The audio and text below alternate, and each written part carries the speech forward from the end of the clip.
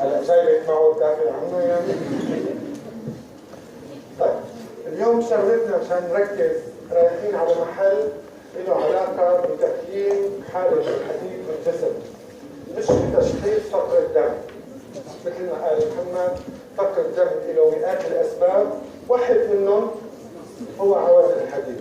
كل شغلتنا اليوم هو نجاوب على السؤال التالي: يا ترى هالمريض اللي قدامي بعطيه حديد ولا لا؟ بصرف النظر عن حالة فقر الدم اللي عنده والأمور الثانية اللي ما لي علاقة فيها في هذه المحاضرة. فكل نحط توجهاتنا باتجاه إنه يا ترى هذا المريض اللي إجاني شو الشيء اللي يخليني أقول إنه أعطيه حديد ولا ما أعطيه حديد؟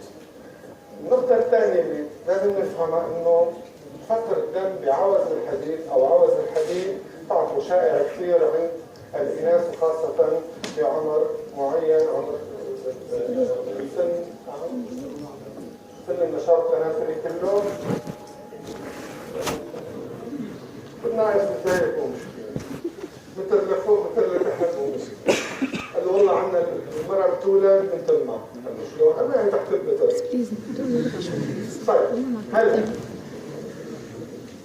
شوية نقاط نفهمها عن الحديد. مثل العادة بالآخر التحاليل بتاخذ معنا كثير وقت بسيط، بس نفهم الحديد من لما بنتناوله لآخر لحظة يخرج فيها خارج الجسم وكيف استقراره بشكل أو بآخر. لأن معظمكم عنده بعض المعلومات المتقطعة رح نجمعها وبالآخر نسأل حالنا شو هي الاختبارات اللي ممكن نعملها بشكل أو يعطينا الجواب على سؤالنا إنه نعطي حديد ولا ما بنعطي حديد.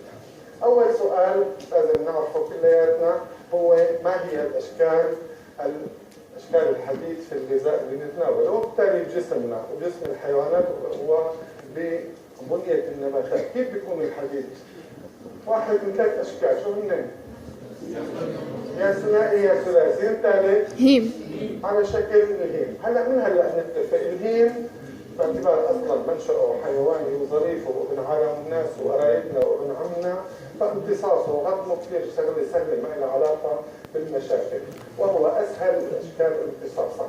اما الحديد والحديدي فرح نشوف مع بعض مين اسهل امتصاص وليش ووين. السؤال يلي بعده: اينما وجد الحديد في هذه الحياه، وانا عم اقول بالحياه يعني نبات، جراثيم، حيوانات، إناث، إنسان عفوا، بشر، كله وين من وجد الحديد يجب أن يكون مرتبطا. ليش؟ لأنه هو من المعادن الانتقالية ترانزيشن ميترز اللي بتاخذ أكثر من تكافؤ، هو والأكثر شهرة الزنك عفوا النحاس، والآخر الثالث هو الزنك. لذلك هدول دائما لازم نربطهم وين ما كانوا فهم مربوطين، ما بصير يكونوا فري. بس يصيروا فري الحياة تصبح مهددة بالانقراض بالنهاية بسبب الجذور الحرة اللي ممكن تأذي أي شيء موجود في الجسم وفي الكائن الحي. التفاعل الرئيسي يلي ممكن يكون فيه الحديد بهيك حالة هو تفاعل بسموه بنتون. هذا التفاعل بيتفاعل فيه مع الماء الأكسجيني ومع الأكسجين بيعطيني المهم بالنتيجة بدون تفاصيل مش مطلوبة منكم يعطيني عدد كبير من الجذور الحرة وعلى رأسها جذر الهيدروكسيد اللي هو أقوى الجذور الحرة اللي ممكن تأذي. مين أكثر شيء بأجسامنا مرشح لأنه يكون يربط الحديد؟ سكريات، شحميات، بروتينات. البروتينات. فإذا أينما وجد هذا الحديد في الحياة الحية فهو مرتبط بالبروتين. طيب هلا شو يعني ترانزيشن مثل او معدن انتقالي؟ معدن انتقالي يسعى للاستقرار. 2 و3 لما بيوصل الواحد على البيت وبحط راسه على المخده وبيرتاح شو بيعمل؟ بيرمي كل ثقله ليرتاح. والحديد بس يرتبط شو بصير؟ بيستقر. ثلاثي ولا ثنائي؟ لا بصير ثنائي. بس يرتبط الحديد بصير ثلاثي. هلا واحد بيقول لي ليك الحديد بالهيموغلوبين ثنائي. الحديد بالهيموغلوبين مرتبط بالبروتين؟ لا. فرق بين الاثنين. طيب إذا أنا أخذت البروتين ومرتبط فيه هذا الحديد الثلاثي معناتها بحبه كثير. كيف بدي شيله عنه؟ لازم شيله عنه لأمتصه ولا بخليه مثل ما هو بيفرط بعدين؟ لازم ينشال ويتحول لثنائي لينفصل عنه. انفصال الحديد الثلاثي عن البروتين يحتاج إلى مركبات أخرى على رأسها الفيتامين سي وحموضة المعدة. يعني بنحاول شوي نجمع هالداتا. لذلك بكره كلياتكم بس توصفوا الحديد للآنسات وللسيدات الحوامل تقولوا لهم خذوا حبة حديد مع فيتامين سي مع كاسة عصير ليمون. ليش؟ لأنه مليان فيتامين سي فبيساعد على الامتصاص. هل هناك آلية؟ أنا بتعرفوا كلياتكم تعالوا سكي هالميكروفون 4 كمان انتوا الأربعة يلا بني كده ايه انتوا الأربعة جماعة الله بارك في الجماعة.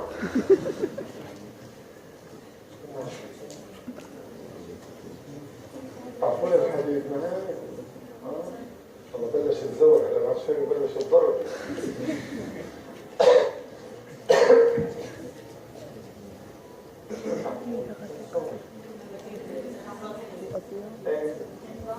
طيب والفيتامين سي وشوية أشياء أخرى لها علاقة بشيء اسمه التوافر الحيوي للحديد. كل هدول الأشياء مهمة نفهمها. في سؤال للصبيتين والشابين. ليش شباب أخذ موقف؟ ليش ما صار؟ مين أخرك؟ مين سبب تأخيرك؟ مين سبب تأخيرك؟ فوق. مين سبب تأخيرك؟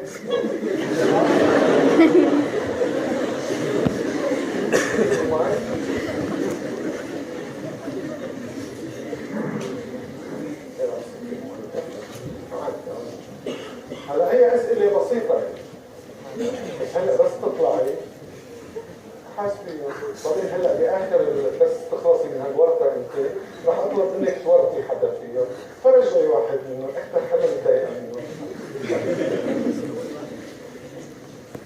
الصوديوم بس يرتفع بالجسم شو بصير؟ شو بيعمل الجسم؟ شو بيعمل؟ صوديوم بس يرتفع بالجسم شو بنعمل؟ شو في آليات بنسويها؟ عشان شو؟ عشان تخفض الضغط الشرياني؟ نخفض الصوديوم ونخفض الضغط. نخفض الضغط ونخفض سكر الدم بس يزيد كثير بالدم. تمام. شو بده الضغط الشرياني؟ وانت شو بيعمل؟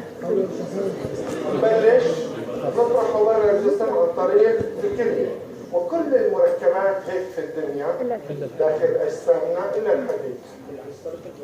الحديد لا يوجد له آلية للإطراح خارج الجسم في البول. طبعا ليش؟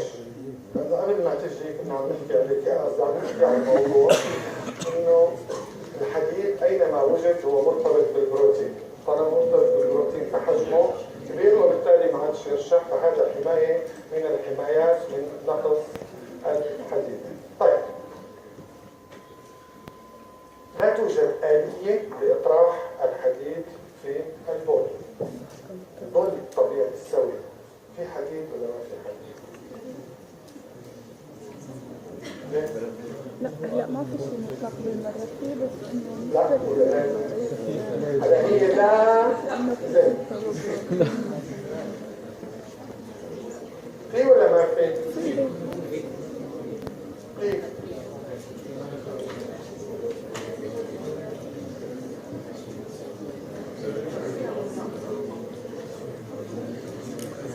كيف؟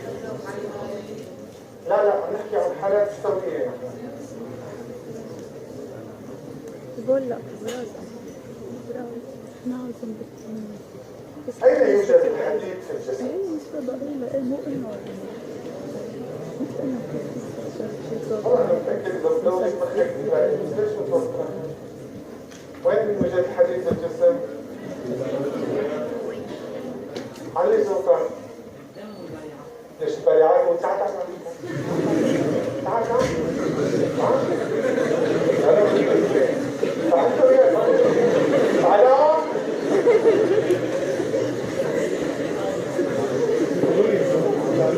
خلاص رح تنزل صوتك.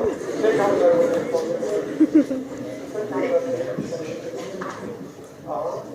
ايش بصيرني انا؟ تفضل. طيب خذ الورقه. لا ما توقف هون. بذكرك عضلات خاف معي 3 عضلات. وين العضلات اللي معي؟ ولا واحد. قال له يا بيك انا والشباب. وين الشباب؟ طيب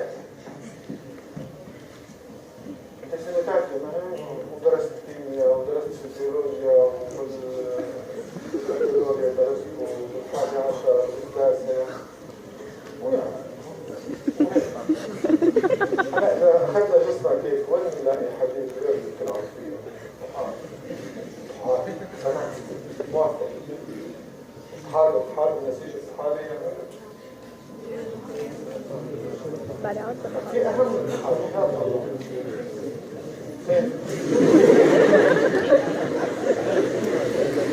ولا في أهم من الطحال؟ قيل عزام خذ نفس عميق. خذ نفس. شو سحبت هلا؟ اكسجين. وين بيروح؟ وبعدين بعد الاسنان وين بيروح؟ مين بيحمله بالدم؟ في حديد؟ 70% من حديد الجسم موجود في الهيموغلوبين. تمام؟ هلا جنب الحديد في شغلات تكون عم تصلح. شو هن؟ جنب العفو الكريات الحمراء. صفيحات او كريات البيض. ايه من البيض في نوع هيك بيبلع شو اسمه؟ بالعات. معلش يا الله. درست كيمياء انت؟ عن جد؟ اثنين رفعتها؟ عن جد؟ شلون درست؟ وين في شيء اسمه فستة اكسبتية، سمعان فيه؟ وين بتصير؟ شغل بالخلايا اللي فيها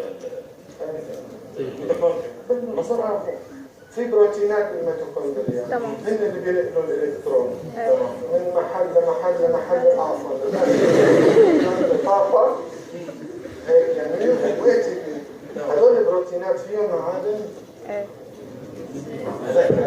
في واحد كان كده سيتوكروم رقم 2 كان مرسوم على اليسار. كل او معظم السيتوكرومز فيها حديد. وهي يعني وين هيك رغد وين يعني هذا الجلد هلا جعان لا جربان هذا الجلد اذا سحبناه هيك اذا عملنا هلا هيك واخذناها وحللناها، بيطلع في حديد ولا لا؟ ايه بيطلع فيه. بتعتز براسك كثير، قوم وقف لي شو؟ وقف وجاوبني. في وين منين كيف؟ الخلايا الظهرية تبع البشر. شو لها؟ متوصلة فيها حديد. شو فيها؟ حديد.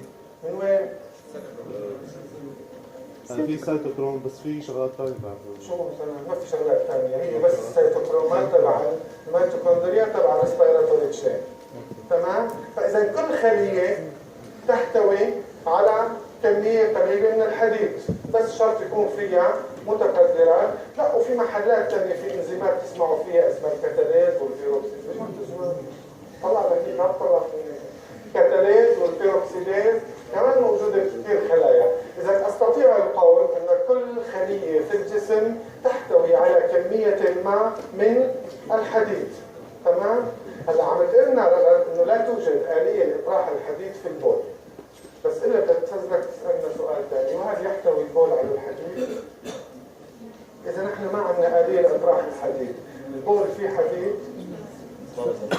ما بتصير. طيب هيك شو بنشيل هيك؟ هيك بنعمل شو بنشيل؟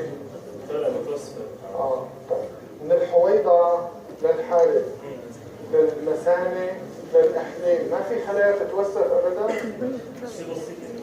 وحدة في اليوم؟ في ولا ما في؟ وين بتروح؟ فيها حديد؟ معناتها شو؟ أنا قلت مليون أنا عم أقول لك شيء عدد كمية، عم أقول في ولا ما في؟ بالمناسبة مش صفر، لأنه توسع صفر فاصلة، هو كله الحديد على بعضه صفر فاصلة. التوسع في الخلايا هو سواء كان المجرى البولي أو التناسلي أو الجلد أو حتى الخلايا المعوية، هي طريقة ما للتخلص مش إطراح. ثاني الحديد سميها تخلص من الحديد، لكن حتى أقول إطراح فهذا يعني أن هناك آلية للإطراح. أنا ما عندي آلية للإطراح. تنظيم الحديد مثل ما راح نشوف يتم على مستوى الامتصاص فقط. ما عندي شيء ينظم الحديد إلا على مستوى الامتصاص، وراح نشوفهم مع بعض. شكرا. هذا نفس الجواب اللي حكي حاجة. على فكرة هو ده الشك. هلا بس ساعة خليك. هلا ليش ما بعرف، بس أنا خليك وأنا هو خلص. طيب سؤال رأيك، هذا كيف يتم تنظيم الحديد بالجسم؟ عن طريق الإطراح ولا شيء ثاني؟ لا بصوت. خلص جاوب، اسمح له؟ اسمح له يلا. طيب وين أكثر مخزن موجود للحديد بجسمنا؟ هيموغلوبين. مش بالكبد ولا بنقيل العظم مثل ما الكل أول شيء بتجاوب، لا بالخلايا الماكروفاج البالعات. كيف بننقله بالدم؟ منقولا على الترانسفيرين ويختبئ أحيانا بوقت راسه هيك بتتحطم على شكل معقد مع الفيرتين. إذا يتخبى بالخلايا الفيرتين وبيمشي بالدم ترانسفيرين وبيشتغل على شكل هيموغلوبين، مايوغلوبين، سيتوكروم، كاتاليز، بيروكسيديز، وبيتخزن مثل ما حكينا أكثر شيء البالعات ثم كبد والنقي العظم والأشياء الثانية اللي تعرفوها.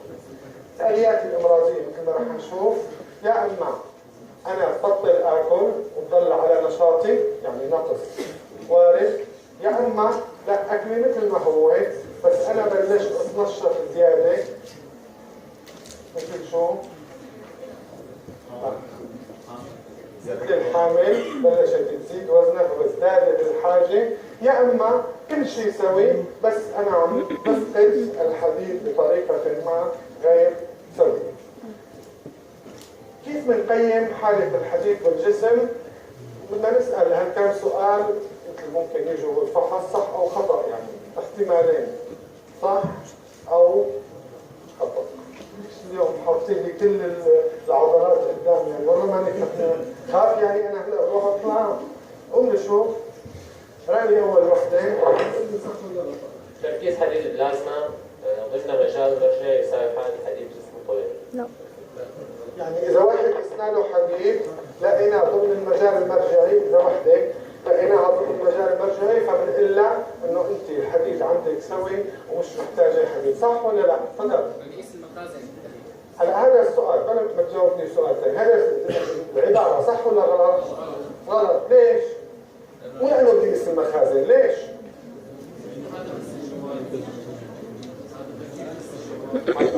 تقيس سكر كمان الجوال بس. مش مهم المعلومة، المهم نعرف ليش. لأنه المجال الدم ما بيعطينا صورة صحيحة عن كمية الحديد بالجسم. ليش؟ كلها هي مكتوبة ومحفوظة، بس ليش؟ اوكي؟ طبعا مش صح، مش صح، ورح نشوف بعد شوي ليش. اللي بعده تركيز حديد البلازما ناقص يساوي عوز حديد غذائي ولازم نعطيه عن طريق الغذاء. وطالما ناقص بالبلازما معناته في عوز بالحديد. لا الله يوفقكم، خلوكم على الجواب، على السؤال مثل ما هو. اسئلتي كل كلمة إلى معنى، راني إياها. تركيز حديد البلازما ناقص يساوي عوز بالحديد الغذائي. صح ولا لا؟ صح. لا غلط. ممكن يكون عنده نزف او شيء عم يعمله. مش ضروري غذائي. هلا قلنا ممكن يكون ما هو بشكل عام، انا ليش بحطهم بهدول؟ مشان ما تخربط هيك فيهم.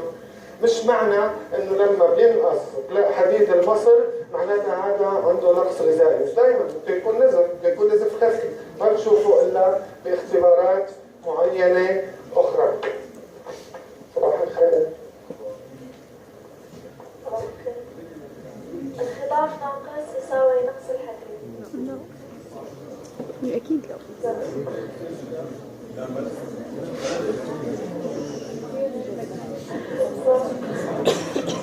مين عارف بلا هون؟ دائما مستعجل، يمكن متسرع. لانه بدي شكل الخضار انا بدي حديد، اذا ناقص الخضار الحديد ناخذ. ما في سبب ثاني لنقص الخضار غير نقص الحديد؟ سبب. ما في سبب ثاني لنقص الخضار غير نقص الحديد؟ مشكلة تصنيع الخضار يعني. مثلا ثلاسيميا، فقر دم منجري، نقص B12، نقص فوليك اسيد. هو السبب انه اذا الخضار ناقص بيوجهني عبارة. لا غلط. هيك الواحد. غلط، مو صح. اللي بعدها. هيك تشخيص عوز الحديد. لا. بكفي؟ عم نعرف. في فرق بين تشخيص فقر الدم وعوز الحديد؟ ما الفرق بين تشخيص فقر لا فرق بين تشخيص فقر الدم وعوز الحديد. فقر الدم ممكن عوز الحديد يسوي فقر الدم، فقر الدم مش شرط يكون سبب عوز. تمام. فلذلك رح نبلش درس. برجع بذكر نحن عم نحكي عن تقييم حالة الحديد. هو مرتبط دائما لأنه بخاف يعمل فري راديكال بالتفاعل اسمه فينتون، مش مهم الباقي الأساسيات. أي مكون كيميائي حيوي داخل الجسم ممكن أن يتأذى من الجذور الحرة، وبالتالي الحياة كلها بتكون مهددة. الحديد ضروري لنمو الجراثيم. تتذكروا لما حكينا عن استجابة تطور الحال. الأكيوت فيز ريسبونس؟ مين أول واحد بيطلع برا على الساحة؟ البومين وشو كمان؟ لا ترانسفيرين بعد ساعة، عفوا السي ار بي بعد ساعات. باللحظة مين اللي بيطلع لبرا؟ البومين وترانسفيرين. ليش؟ تتعامل مع الحديد. إذا ضبطوا وعندك جايك هجوم من الجراثيم بيكون أفقد شيء من قوتها، وإذا زدت حديد عليك جذور حرة كمان بلمه وبيكون أفقد شيء من جواتها، وكمان بيبعت فريتين بعد 4 5 6 ساعات لنفس الغرض ولنفس السبب. الدمع في حماية من الجراثيم. شو الحماية من الجراثيم؟ وحدة منها عن طريق بروتين يحتوي على الحديد وبيلتقطه وبيمنع الجراثيم من الاستفادة منه. مش رح نوقف عند هدول. حديد الجسم يتوزع مثل ما انتم شايفين حوالي 4 جرام، معظمه مرتبط لشو؟ فيريتين للفيريتين للبروتينات الهيم والفيريتين والترانسفيرين. الهيم أكثر من 70%، الفيريتين ربع، ترانسفيرين الأقل من الباقي بكثير. الهيموسيدرين هو البروتين الوحيد في الجسم الذي ليس له جين على الدي ان اي، هو لا يصنع وانما هو نتاج للحطام الذي يخلفه الفيريتين وغيره من البروتينات الحاويه للحديد. الهيم موجود في بروتينات رئيسيه حكيناها، الهيموغلوبين، المايوغلوبين، وفي بروتينات هيميه اخرى مثل السايتوكرومات والكاتاليز والبيروكسيديز. الفيريتين مثل ما حكينا وين بيكون؟ اكثر شيء بالبانيعات، الكبد ونقي العظم. منظر ثاني للحكايه، ندخل اكثر للمصادر الغذائيه للحديد. بدكم تتذكروا بقاي والسبانخ، ونعرف سوا صرنا انه السبانخ هي من اكثر المواد احتواء على الحديد، لكن من يعتمد على السبانخ سيعيش بلا حديد. لأنه فيها أوكسالات. ليش؟ ليش؟ دكتور، لا لأنه فيها أوكسالات، لأنه فيها أوكسالات بترتبط مع الحديد. ليش؟ ولا غلط، لو صح كنت وقفت عندك. ليش؟ هيك هلا صار محمد عم يدور عليكم كلياتكم، بس ما يطلعوا بوشي. شو؟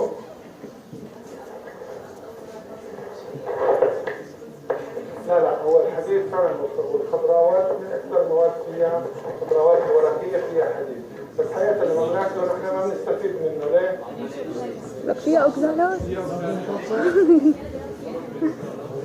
سليلوز. أوكسالات. هلا بنفس القدر قد ما بيرتفع فيه الحديد بيرتفع شو يا جودي؟ الأوكسالات. الأوكسالات معه، مش الألياف.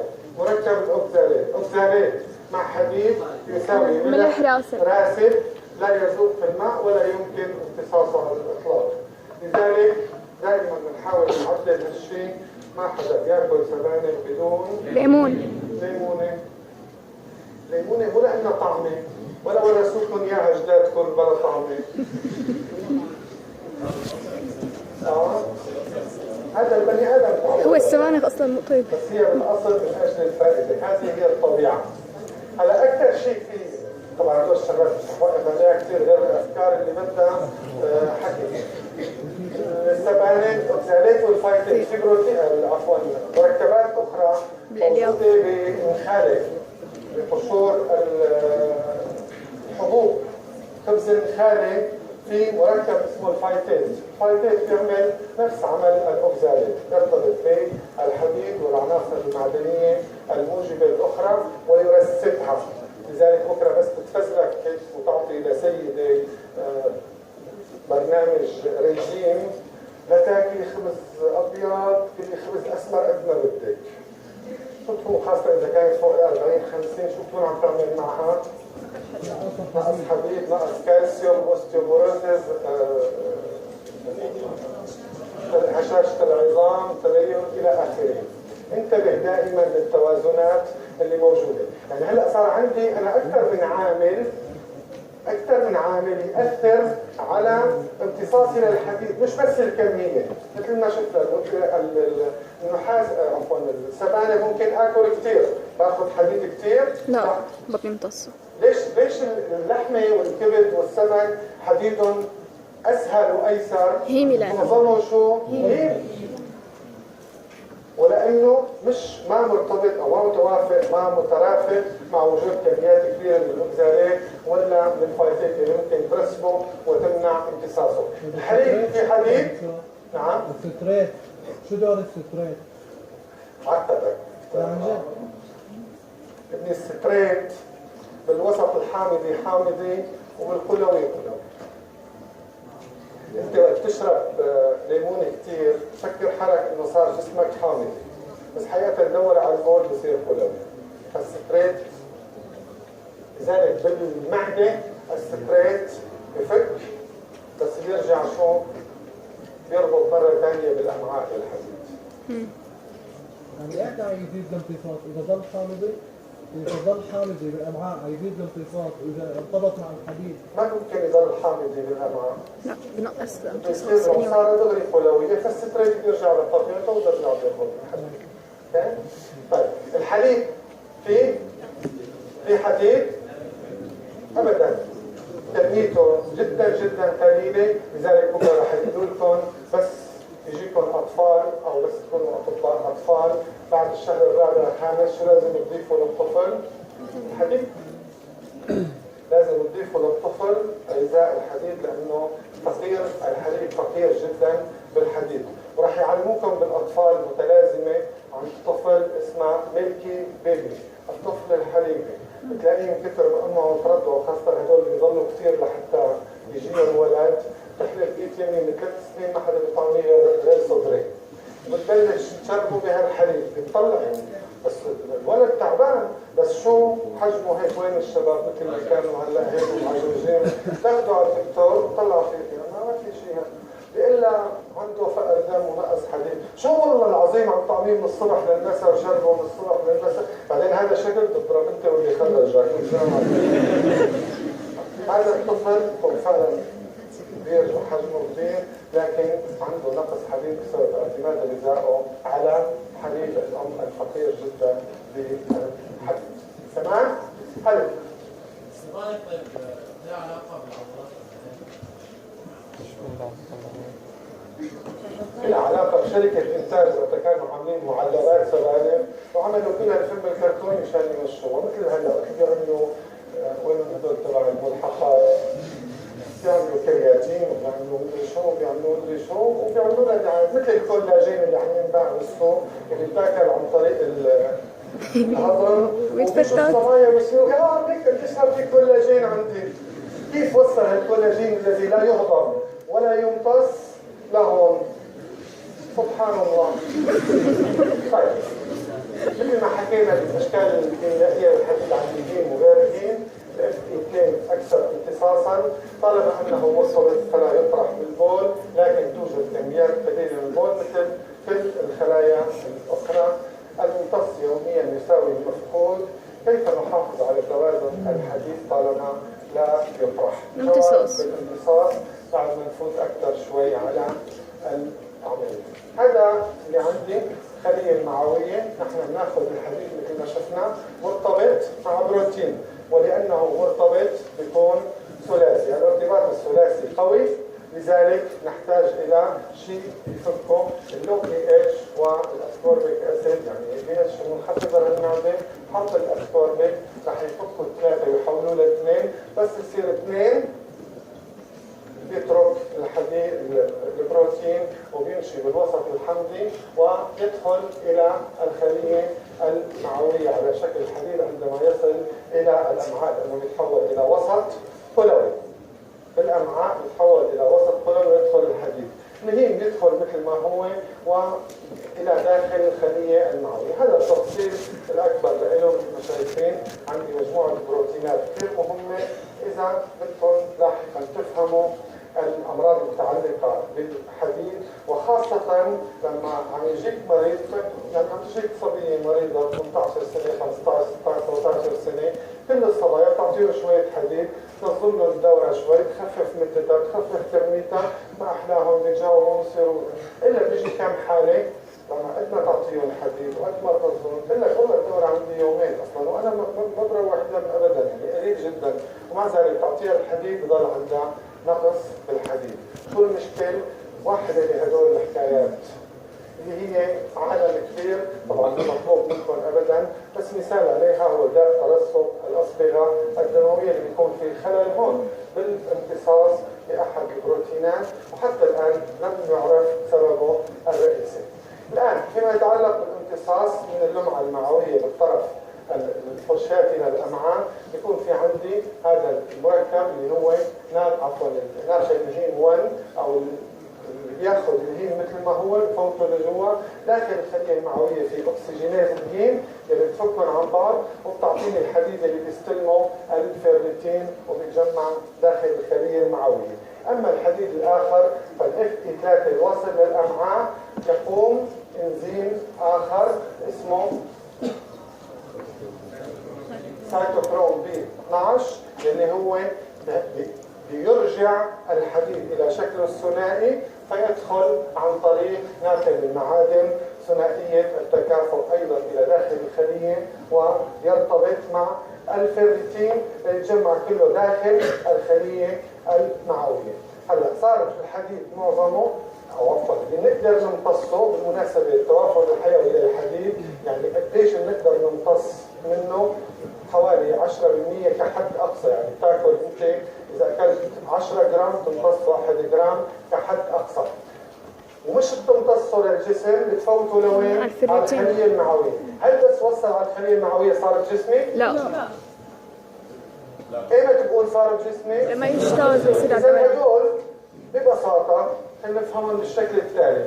بدك تبعت رسائل الست الخلية المعوية انه يا جماعة انا عندي حديد خبي لكم اياه بفيرتين، بس هذا الفيرتين دمه ثقيل ما بقدر اتحمله كثير.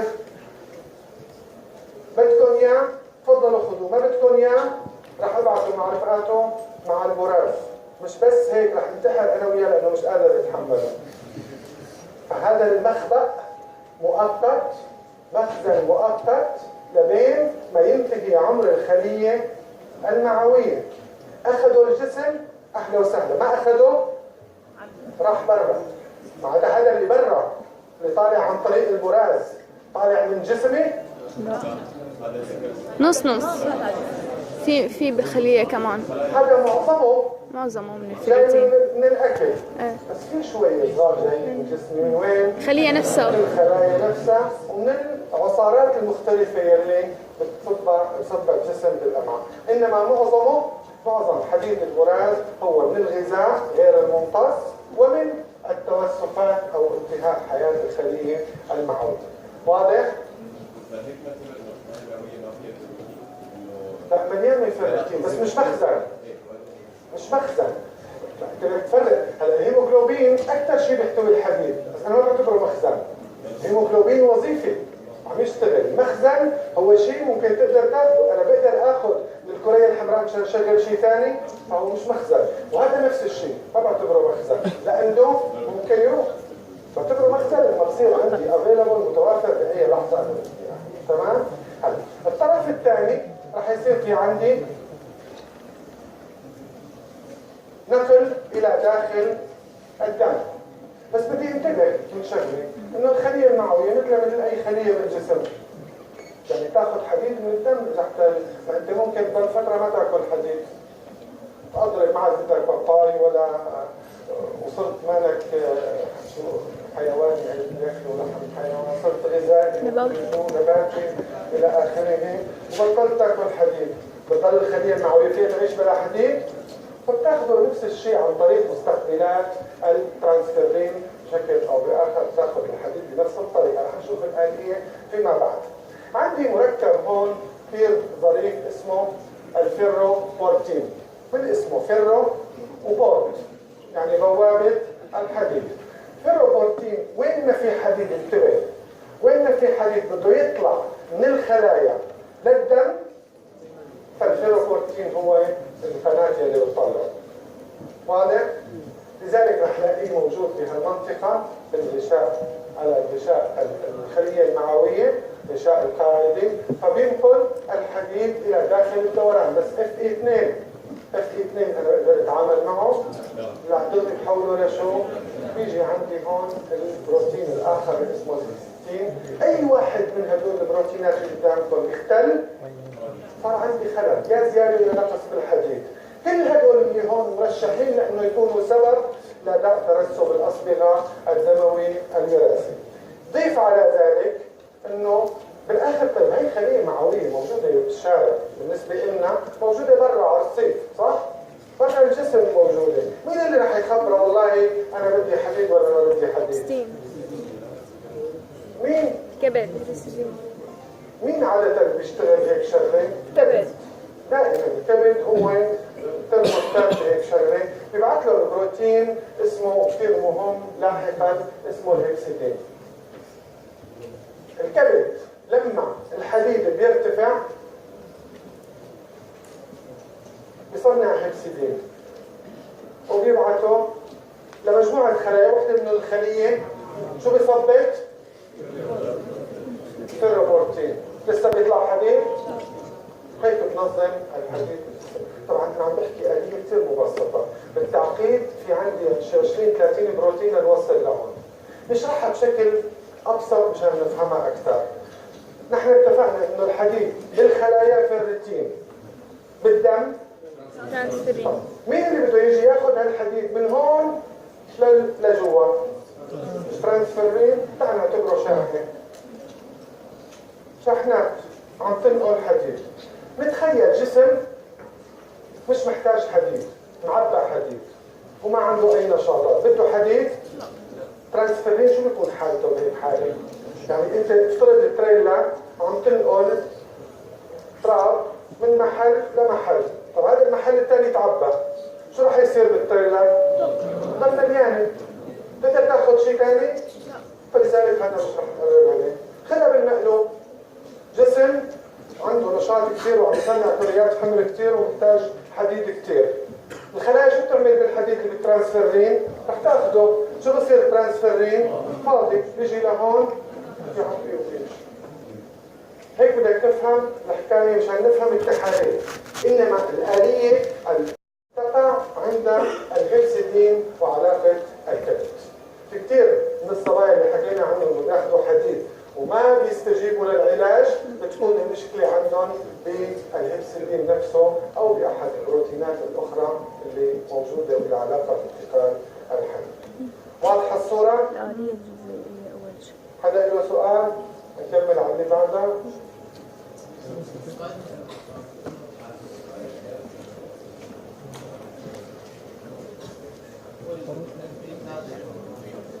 نحن صار بالهاي بي اتش. هون ما في مراحل. بالبي اتش 3 شو بصير؟ 3. لما بينتقل بصير 2، لما جوا بصير 3. يعني في مرحله مش محطوطه هون. هاي صوره عم بتزيد بتخلى بالتوصيل. هلا معناتها الحديد الممتص مثل ما حكينا راح يتخزن على شكل فيرتين وياخده الترانسفيرين. ترانسفيرين بتروح تاخذ ينقل الحديد لكافه انحاء الجسم على شكل مستقبلات او مستقبلات الترانسفيرين موجوده على سطح الخلايا اللي بتحتاجها وبتاخذه. وبالتالي صار فيكم تلخصوا باختصار العوامل المؤثره في الامتصاص. هي اول شيء اذا مخازني مليانه، ترانسفيرين شو وضعه؟ مليان، باخذ شيء من هون. بآلية أخرى مخازن الكبد مليانة، يطلع الهيبسيدين بيروح بيصدق لي عملية الامتصاص.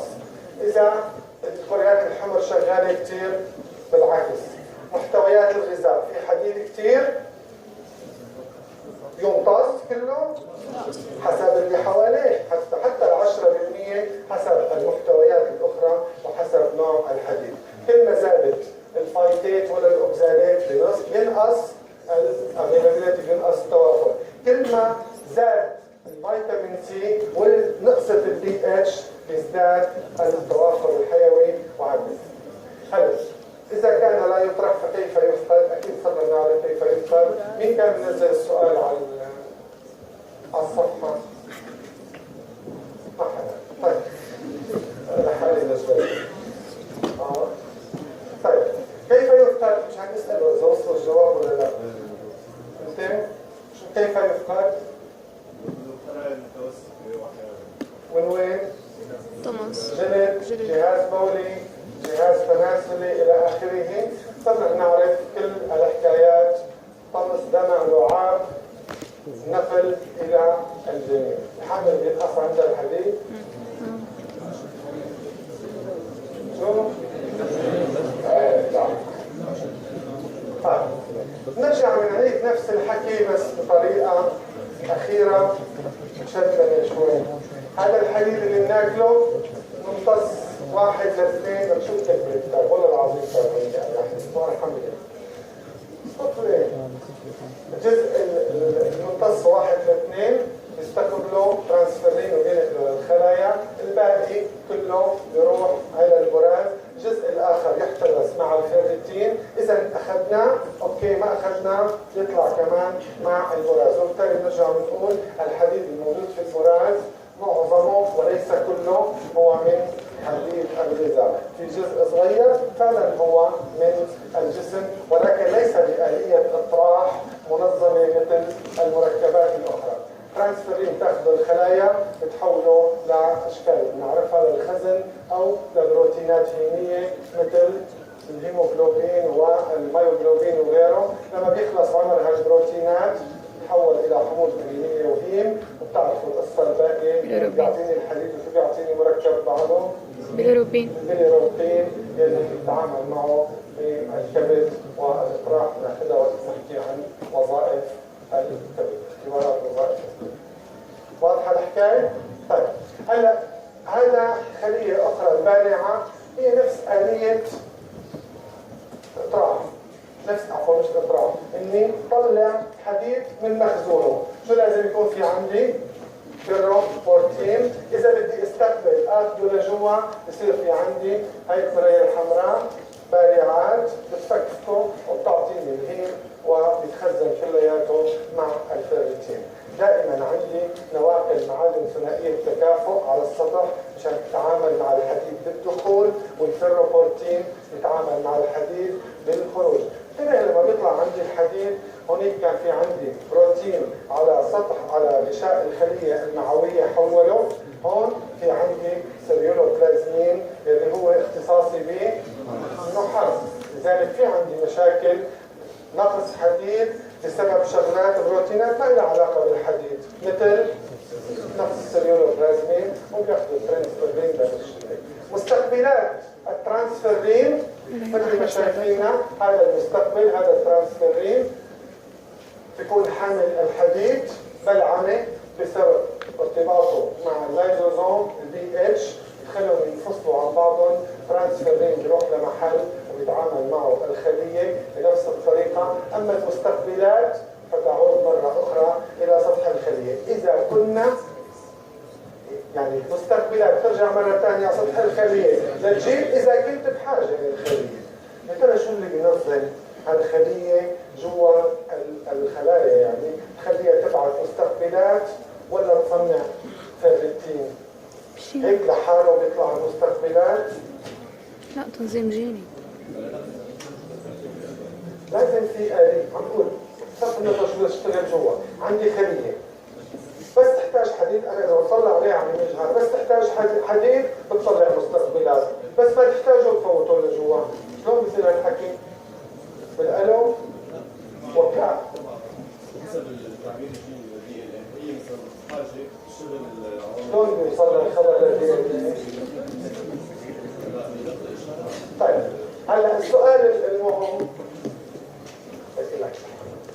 السؤال المهم حسب كل شيء حكيناه هلا، شو هي الاستقصاءات؟ شو بنقيس بالدم عن شخص لنقول هو بحاجه حديد ولا لا؟ عنده نقص حديد ولا لا؟ ترانسفيرين، فيرتين، مين قال هيموجلوبين؟ مين قال هيموجلوبين؟ انت ما هيك هو قال انه انت وانا احوال. عدت 10 مرات في البدايه مشان ما نضل على الغلطه. نقص الهيموجلوبين لا يعني ابدا نقص حديد. ممكن بس هذا ليس مطلق. نقص الحديد واحد من مئات الاسباب تبع نقص الحديد. اوكي؟ الاشياء عند الصبايا بعدين الاكثر شيوعا مو الاشياء. طيب في شيء ثاني نقيسه. طيب ليش هلا لما سكر الدم بنشك انه عالي ولا منخفض؟ شو نقيس؟ سكر الدم. ليش ما حدا قال نقيس الحديد؟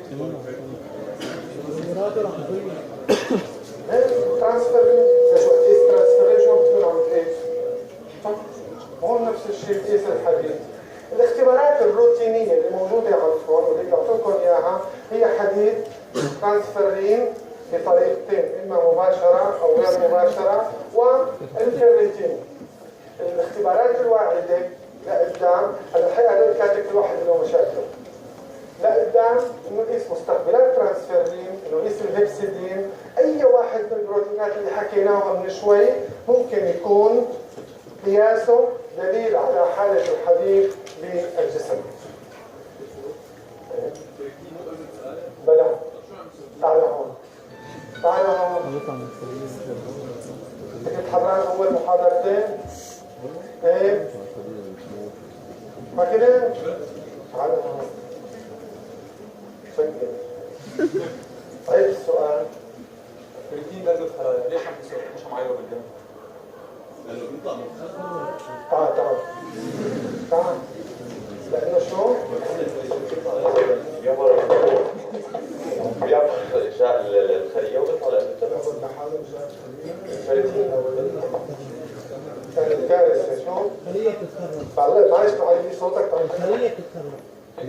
ما سمعت انه في خلايا. مين هي الصبية اللي طلعناها ولابسة ابيض كانت؟ سينا. وينها؟ كان طلعنا حدا لابس ابيض واجت رفيقتها تمزح معه بالون وحبر ازرق جواته وكذا، وان هذا الاساس لوجود الريفرنس رينج لكل شيء بما فيها البروتينات داخل الخلويه، بروتين داخل الخلوي، بس انت عندك خلايا بتتخرب بشكل سوي فبيطلع هذا الريفرنس رينج.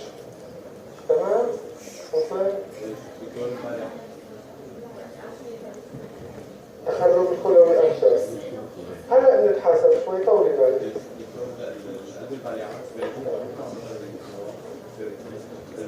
لا ما بيطلع الفيرتين، لا إذا تخرب الفيرتين مثله مثل الإنزيمات داخل الخلوية ما بيطلع إلا بوحدة من حالتين، إما تخرب أو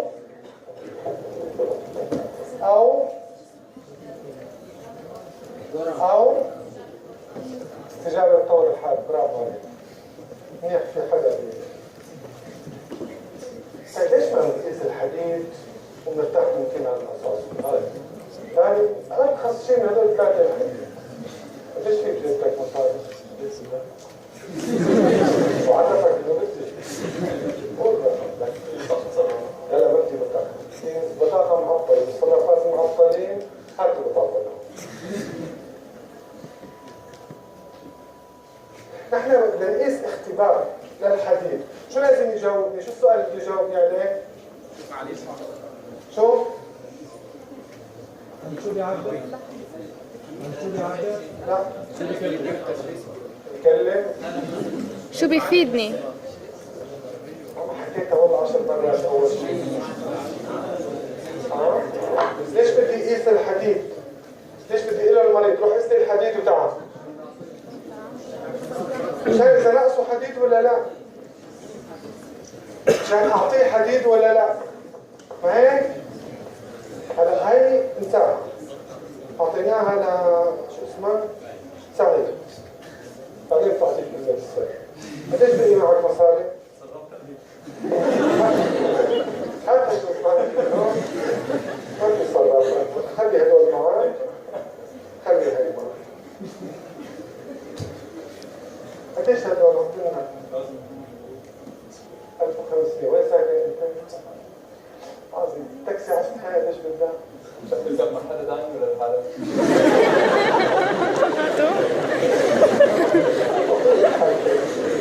لحالك لا اذا مع حدا ثاني 500، اذا مع الاوبر مع الاوبر. اذا لحالك؟ اذا حالك بدي ادفع؟ ايه 2000. 1500 وين شو الحال؟ معك 500. يعني 2000 مرتاح مطمن.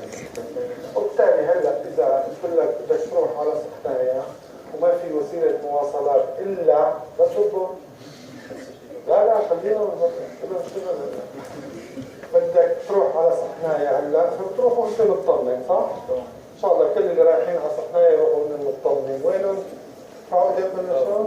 لحالك من صحنايا ولكن بروا منك كلها كلهم بروا منك. طيب هلا سؤال، أنا حتى أوصل لبيتي بدي 1500 ليرة. بدك إياهم؟ بدك ترجع على صحنايا هلا؟ لا ما بدك ترجع. شو؟ بال500 اللي معك. لذلك وشك ما راح يتفاهر. أنت شايف شو؟ الحمد لله. ما راح يتفاهر وشك وما راح تزعل. ما هيك؟ هلا أهم جاب 500. طب أنا حتى أوصل لبيتي بدي 2000. سيبنا عندك ما في بدك ترجع عليك ولا ترجع عليك؟ هات 500 ان شاء الله شو وكل روح ارجع عليك وشه كيف وشه بيصير؟ وهيك الحديد لما اخذت منه لل 1500 متاكد هو كريم يعني ما عنده مشكله، لا انه رح يرجع له اياهم، مو رشوه مشان ينجح بالفحص. ما عنده مشكله. ايمت ببين على وشه المشكل؟ لما فلس ما عم يعرف يرجع على بيته. الحديد ما بينقص بجسمك الا اذا فضيت كل المخازن. وانت طبيب شغلتك تشتغل باخر المرض ولا باوله؟ أول. فالحديد ما بيفيد بقياسه. واضح ليش؟ ما بينقص لبعد ما تكون فضت الدنيا كلها. واصلا يا دكتوره ما بيصير عنده فقر الدم لبعد ما تنتهي المخازن كلها. هون شغلتنا، هون محل عملنا. بالعكس هلا اذا ليكوا وشه كيف متفهر اعطيناه 500 شو بصير؟ شو هي؟ رجعنا له هي يا وكان خايف من رفيقه ياخذ له البطاقه الاولانيه ولا الثانيه.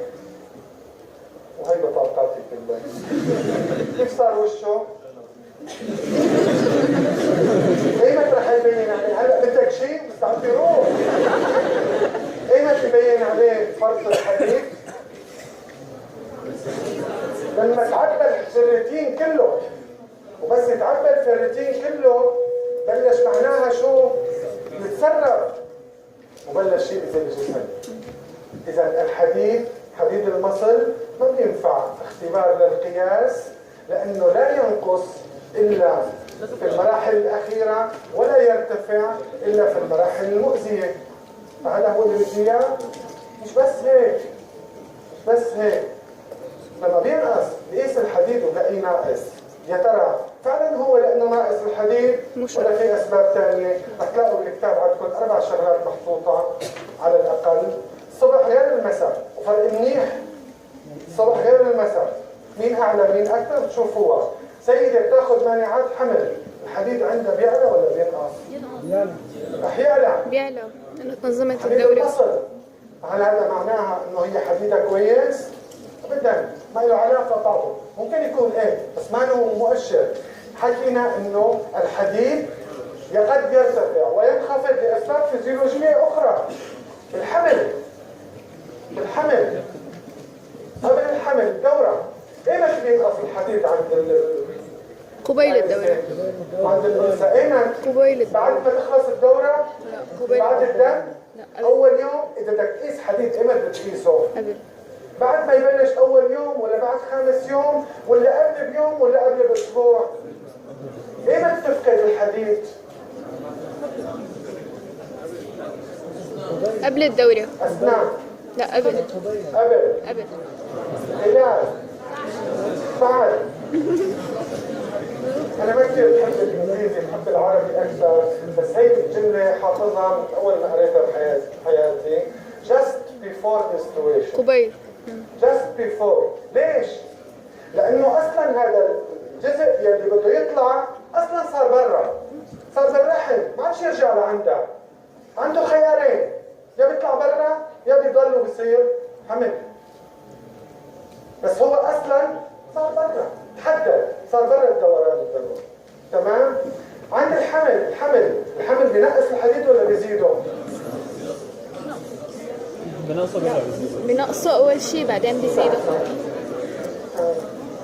هلا قلنا ليش الانثى بينقص عندها الحديد؟ ليش الانثى بينقص عندها الحديد اكثر من الذكر؟ تمام.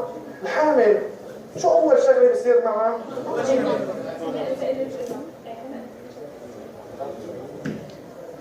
انا هلا قلت انه بده يطلعوا في الجمعه بالرحم، يا بصير حمل يا بينزل. تمام. اذا صار الحمل رح ينقصوا. وين؟ بضلوا جوا. بضلوا بالرحم. ايه بس صاروا مرتبطين بكل الدوران. ليش عفوا الجنين بده يعيش لحاله بالرحم يعني؟ بيرجع مدمر الصفين. انا قصدي الكميه اللي بدها تطلع صارت برا، اذا في منسترويشن، اذا في زواج، اذا ما في فهذا اللي كان بده يروح ويفقده الانثى ويضل جوا. لذلك ما في نقص حديد باول اشهر الحمل على الاطلاق. اول 3 اسابيع ما في، اول 3 اشهر ما في. ايمتى ببلش؟ لما ببلش الجنين يسحب اكثر. لذلك بكره كمان بالنسائيه والتوليد قلت لكم ايمتى بتعطي حديد للحامل؟ الشهر الاول؟ اصل 4 اشهر، ليش مش بالاول؟ بالاول ما حتى نقص. كل هالحالات تغير فيها الحديد ومع ذلك لا يعكس حال الحديد اللي جوا.